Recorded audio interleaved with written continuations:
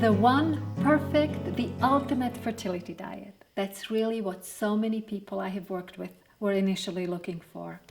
So they went to a chiropractor who was also a certified clinical nutritionist, and he said, the first thing to do is to cut out dairy. I'm not even talking to anyone eating dairy, he said. So they did that, got rid of their favorite yogurt, and removed all traces of dairy from the fridge. But the baby didn't show up. So they moved on to the nutritionist who said raw milk. A cup of raw milk every day can do wonders. And so they did that for a while, but for some reason the raw milk made them break out in a rash, which is why they were quite relieved when the macrobiotic counselor recommended by their yoga teacher voted against the milk and told them to close their eyes and count to 45 for every bite, chewing their brown rice until it turned liquid. The macrobiotic counselor also said to cross off 74.9% of all raw vegetables and all meat, but to be sure and include a serving of fermented cabbage-carrot combination with dinner. And they did try to go with no meat.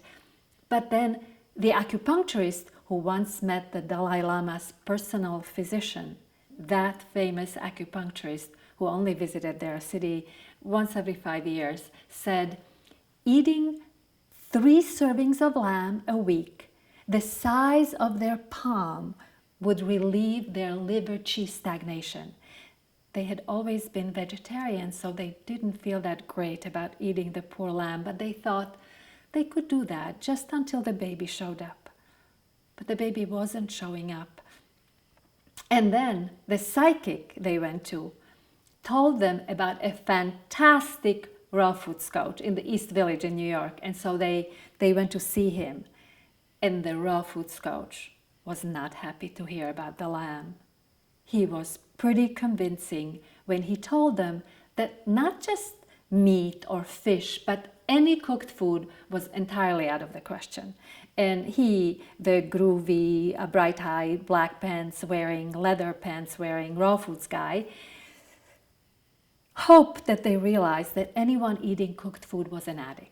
And if giving up cooked food was tough for them, he knew just where they could join a 12-step program for cooked foodaholics.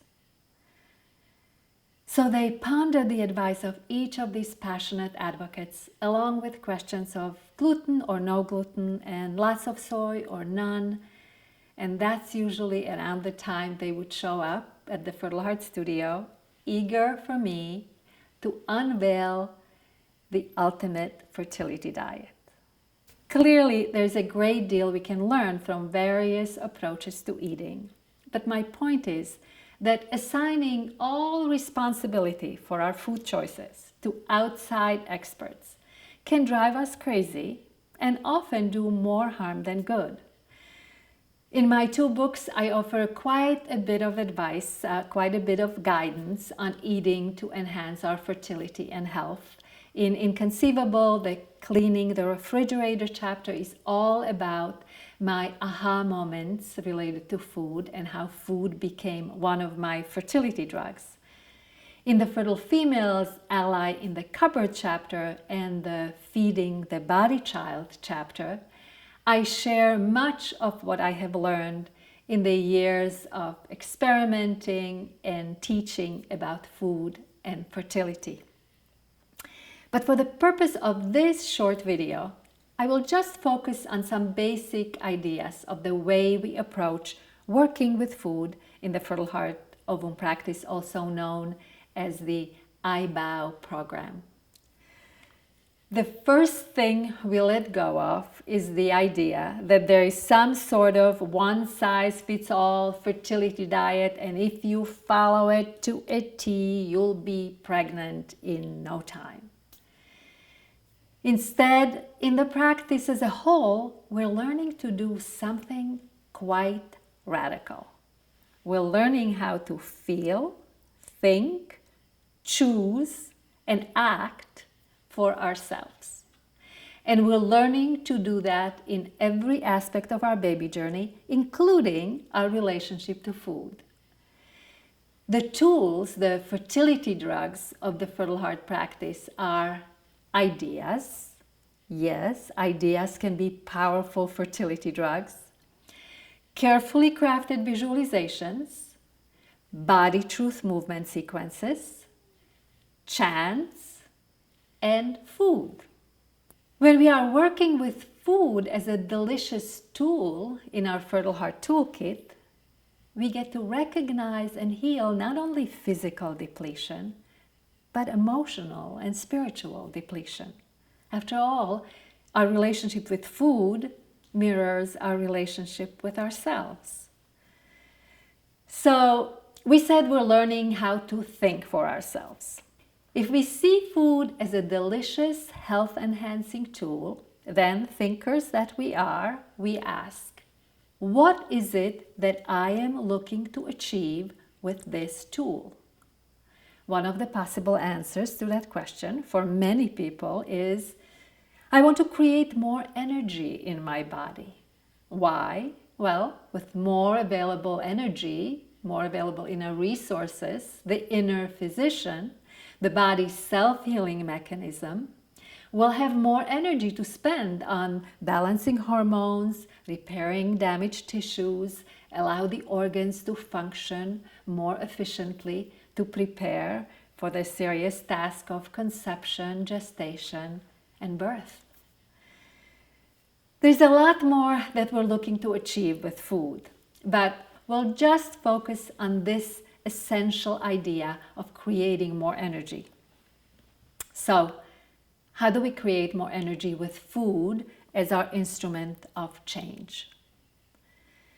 We said ideas can be drugs, so a more energizing view of food and our baby journey can increase our energy in surprising ways.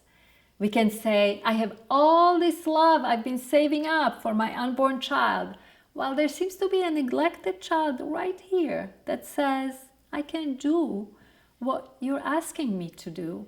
I need help. I can use food to express my love for the body child that's already here. How wonderful. I don't need to save up all that love. I can use it to show to this baby that I care, that I hear her call for help. And of course, by doing so, I will also be loving my unborn child. So shifting to a more energizing view is a good start. How else do I create more energy? If the body child can't handle the labor of pregnancy, how do we lighten the body's workload?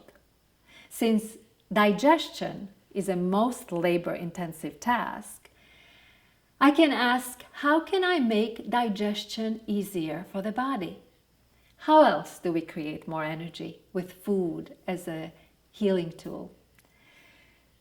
A few years ago, I wanted to acknowledge my husband's immense contribution to Fertile Heart, and I came up with another name for this practice, the Indichova Baum ovum work. It was fun to discover that that name created a great acronym, I bow. I love that acronym because so much of this work is about bowing to what life, our bodies, are asking of us. So we also create more energy in the body by bowing to what is, starting with the truth of the moment, acknowledging where we are. What are our symptoms? Are we low energy? What is our body child asking of us right now? Do we have too much or too little estrogen? Do we have cysts, fibroids, high FSH, low AMH? Have we suffered from recurrent miscarriages? So overall, we create more energy by being lovingly, compassionately, non-judgmentally present for this body child, the way we someday hope to be present for our not yet born child. In addition to the chapters in my books I mentioned earlier, we also have a number of pages on Fertile Heart with suggestions on foods that address specific symptoms.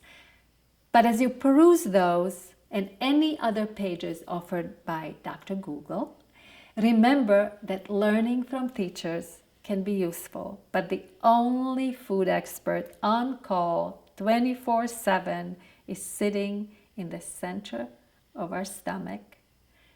And our exciting task is to feel, think, choose, and act for ourselves, taste and try and experiment, and live our way into our very own ultimate fertility diet, and to update that diet as often as our body child requests a revision.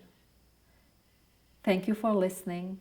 I love teaching the iBow program and hope to have a chance to connect with you through one of our support resources.